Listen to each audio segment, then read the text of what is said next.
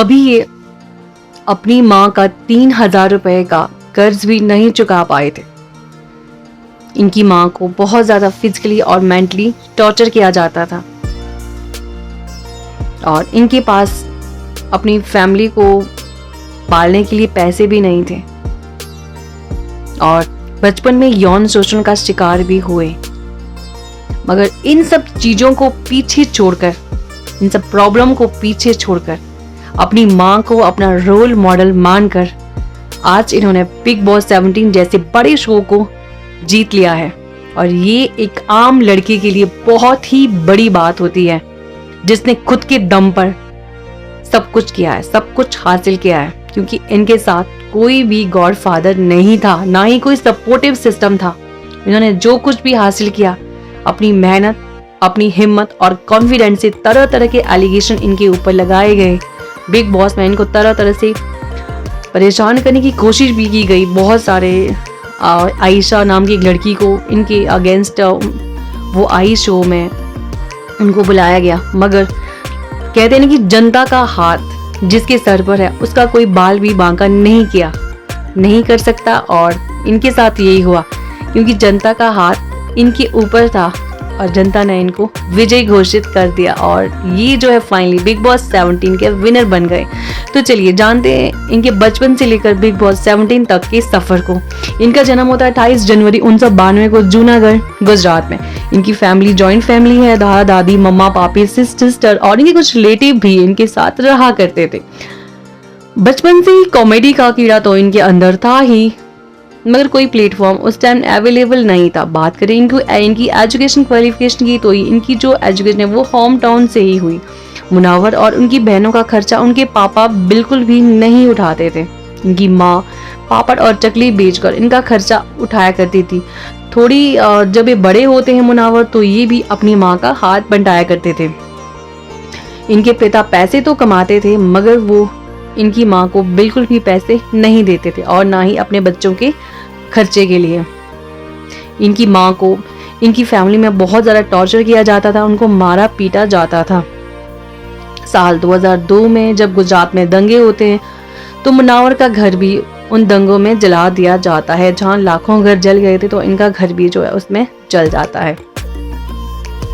उसके बाद सबसे जो काली रात है वो इनकी जिंदगी में आती है साल 2007 में, जब इनकी मदर सुसाइड कर लेती हैं, क्योंकि उन्होंने तेजाब पी लिया था जी। और इनके घर वालों ने बताया कि तुम्हारी माँ ने तेजाब पी लिया है, अब तुम डॉक्टर को मत बताना। मगर इन्होंने डॉक्टर को बताया कि उनकी माँ ने तेजाब पी लिया है, मगर डॉक्टर ने कहा कि बेटा अब बहुत देर हो चुकी थी, क्योंकि वो तेजाब पूरी तरह से इनके शरीर में घुल चुका था। कुछ दिनों बाद पोस्टमार्टम की रिपोर्ट आती है, उसमें पता चलता है कि इनकी माँ को 12 दिनों से वो भूखी थी, उनको खाना नहीं दिया गया था। तब मुनव्वर को बहुत ही ज़्यादा दुख होता है और इन्हें पता चलता है कि इनकी माँ ने किसी से 3,000 रुपए का कर्ज लिया था, जिस कर्ज के चलते इनकी माँ को अपनी जान से हाथ धोना पड़ा था, इसलिए उन्होंने सुसाइड किया था। तो उस दिन मुनव्वर ने ठान लिया था कि अब वो अपनी फैमिली को कभी भी परेशानियों का सामना नहीं करने देंगे। हालांकि उस टाइम वो काफ़ी छोटे थे और इसी बीच उनकी शादी भी करा दी गई थी। उनकी फैमिली के प्रेशर में आकर के उन्होंने भी शादी कर ली। हालांकि वो और वो जो लड़की है, दोनों ही इस रिश्ते को लेकर खुश नहीं थे। बाद में जो है अनबन के चलते उनका ये रिश्ता ज़्यादा देर तक नहीं चला।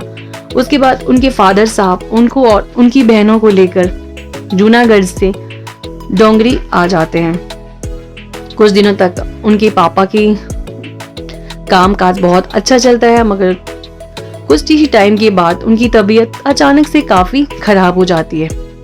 उसके बाद सारी जो रिस्पॉन्सिबिलिटी है वो मुनव्वर के सर पर आ जाती हैं। वो शुरू में वेटर्स की जॉब करते हैं और कंप्यूटर कोर्स भी साथ करते हैं। उसके बाद उनको जो है कंप्यूटर कोर्स करने की वजह से ग्राफिक डिज़ाइनर की जॉब मिलती है। अब वो अपनी फैमिली को अच्छे से सर्वाइव करने में सक्षम थे।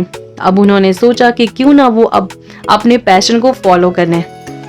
इसके लिए एक दिन उनकी कंपनी में 2 मिनट की कॉमेडी स्टैंड अप कॉमेडी के लिए एड शूट किया जा रहा था। मुनव्वर ने भी उसमें पार्टिसिपेट किया और वो बहुत ही ज़्यादा लोगों को अच्छे लगे। तो वहाँ से उन्होंने फिर स्टैंड अप कॉमेडी करने का सोचा और अपने पिता की सलाह पर उन्होंने फुल टाइम कॉमेडी करने का मन बना लिया और फिर उन्होंने यूट्यूब पर अपना चैनल स्टार्ट कर दिया।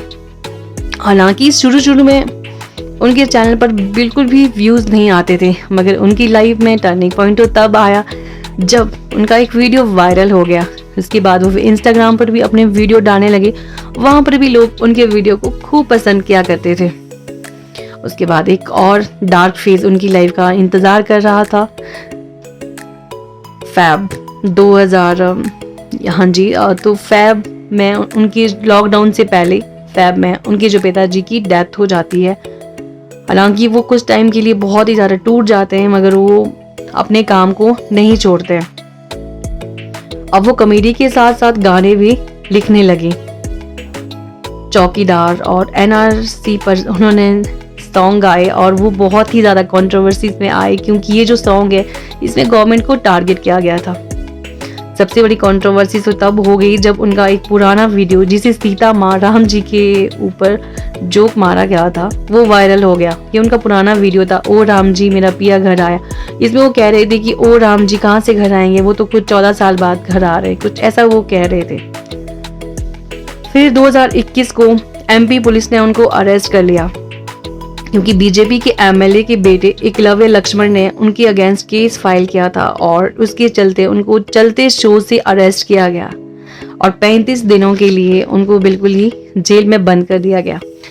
केस था कि वो हिंदू रिलीजन को अपनी कॉमेडी के माध्यम से टारगेट करते हैं और मजाक बनाते हैं।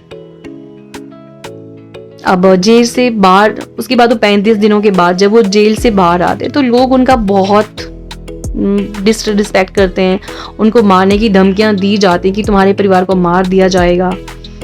और काफ़ी टाइम तक वो ऐसे ही परेशानियों भरे दिनों से उनको गुजरना पड़ा। खैर, कहते हैं कि हर रात के बाद सवेरा आता है। उनकी लाइफ में भी वो सवेरा आया और वो सवेरा ऐसा आया कि उसके बाद उनकी लाइफ में फिर अंधेरा कभी नहीं छाया।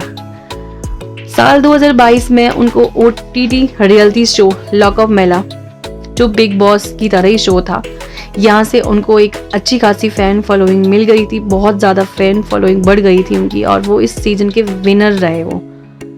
उसके बाद उन्होंने बिग बॉस में पार्टिसिपेट किया।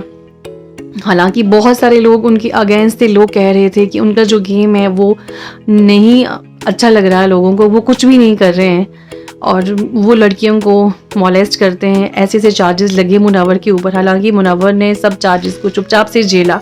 आयशा को भी उनकी गर्लफ्रेंड बताया गया, तो ये सब चार्जेस उनके ऊपर लगे।